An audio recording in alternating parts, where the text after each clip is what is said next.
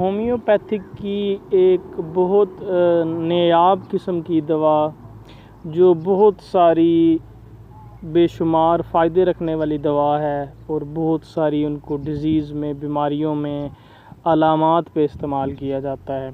मैं बात कर रहा हूँ फास्फोरिक एसिड की।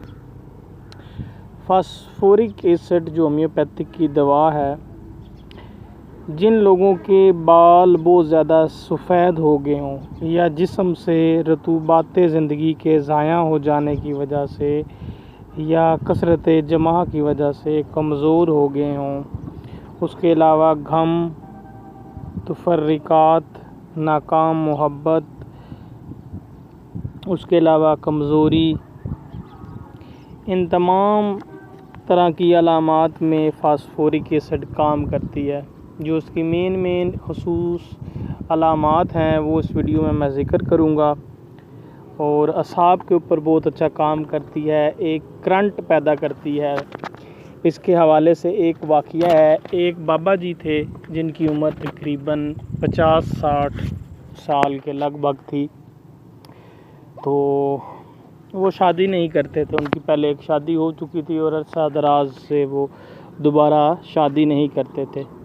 तो एक तालिब इल्म जो होम्योपैथिक का स्टूडेंट होता है वो फास्फोरिक एसिड दवा पढ़ता है और बनाता है उसकी कुछ मीठी गोलियां और वो घर रखता है। बाबा जी देखते हैं कि ये गोलियां सी हैं, लेते हैं और उसको चूसते हैं। जब वो कुछ 2-4 दिन उसको चूसते हैं वो डब्बी में से गोलियां, तो वो उस बच्चे से पूछते हैं, बच्चे ये कोई दवाई थी? तो वो बताता है, जी बाबा जी दवाई है, ये आपने खाई है? जी मैंने खाई है। तो वो बाबा जी कहते हैं कि जो है ना, मैं अब दूसरी शादी करना चाहता हूँ, ये दवाई ख़ास दवाई है, इसीलिए इसको कहते हैं करंट पैदा करने वाली दवाई। यानी वो मर्द हजरात जिनके असाब बहुत बुरी तरह ख़त्म हो चुके हों गम की वजह से, डिप्रेशन की वजह से, तो ये क्या करती है, असाब को मुतहर्रिक करती है और जो है असाबी ताकत, मर्दाना ताकत को भी वापस लेके आती है। लेकिन जिनकी ठीक होती है उनको ये दवा इस्तेमाल नहीं करनी चाहिए। मज़ीद जो इसकी बेहतरीन अलामात हैं मैं उसकी तरफ से आता हूँ। यानी रतूबात ज़िंदगी के ज़ाया हो जाना, खून बह जाना, बहुत ज़्यादा कमज़ोरी हो जाना किसी बीमारी की वजह से, ठीक है। तो उसके बाद इस दवाई को इस्तेमाल कर सकते हैं। 2 होम्योपैथिक की दवाएं हैं इस तरह की, एक एसिड फास और एक चाइना। इन दोनों को आप मुख्तलिफ़ बीमारियों के बाद इस्तेमाल कर सकते हैं। इसके जो मरीज़ होता है उसकी आंखों के गिर्द भी स्याह हल्के होते हैं, चेहरा पीला होगा, उसके अलावा किसी भी फ़िक्र की वजह से, कारोबार की फ़िक्र की वजह से, गम की वजह से, बहुत ज़्यादा इतलाम हो जाने की वजह से, ठीक है, तब भी आप इस होम्योपैथिक की दवा को इस्तेमाल करेंगे तो बहुत ज़्यादा फ़ायदा करेंगे। 30 ताकत में इस्तेमाल करें, एसिड फास बहुत ज़्यादा फ़ायदा देती है। इसके अलावा वो बच्चे या जवान आदमी जो बहुत जल्द बढ़ जाएं, यानी जिनकी नुशनमा बहुत जल्दी होती है, अचानक से बड़े हो जाते हैं, उसके अलावा लंबे अरसे से अगर आप गम में मुब्तला हैं, किसी डिप्रेशन का शिकार हैं, तो असाब आपके कमज़ोर हो जाएंगे, आपके गुद्दी में दर्द होगी, आपके गर्दन में दर्द होगा, अमूमन आपके पट्टे खिंचे रहेंगे। तो तब भी आप होम्योपैथी की दवा एसिड फास को वहाँ पे इस्तेमाल कर सकते हैं।